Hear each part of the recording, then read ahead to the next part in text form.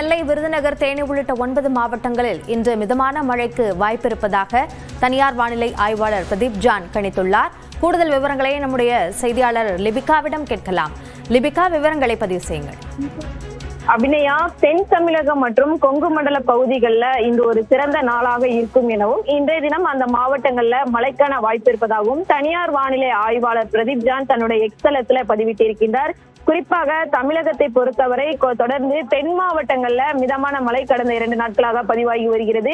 அந்த வகையில் இன்றைய தினம் கன்னியாகுமரி மாவட்டத்தில் இன்று இடியுடன் கூடிய மழைக்கு வாய்ப்பு இருப்பதாக தெரிவித்திருக்கிறார். குறிப்பாக கன்னியாகுமரி மாவட்டம் மற்றும் அதே போன்று தென்காசி, நெல்லை, விருதுநகர், தேனி, திண்டுக்கல் மற்றும் அங்க இருக்கக்கூடிய ஈரோடு, கோயம்புத்தூர், நீலகிரி மற்றும் கோவை ஆகிய மாவட்டங்கள்ல இன்றைய தினம் இடி மின்னலுடன் தற்போது அவருடைய எக்ஸலத்துல பதிவிட்டிருக்கின்றார். குறிப்பாக குளிர்கால மழைத்தொடர் என்பது தமிழகத்தில் தொடர்ந்து கடந்த 2 மாதங்களாக பதிவாகி வரக்கூடிய நிலையிலும் இயல்பை விட அதிகமாகவே தற்போது தமிழகத்துல இந்த குளிர்கால மழைத்தொடர் என்பது பதிவாகி இருக்கின்றது.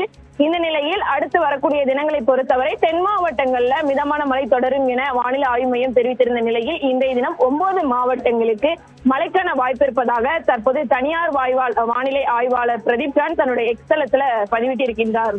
லாவண்யா, விவரங்களுக்கு நன்றி லிபிகா.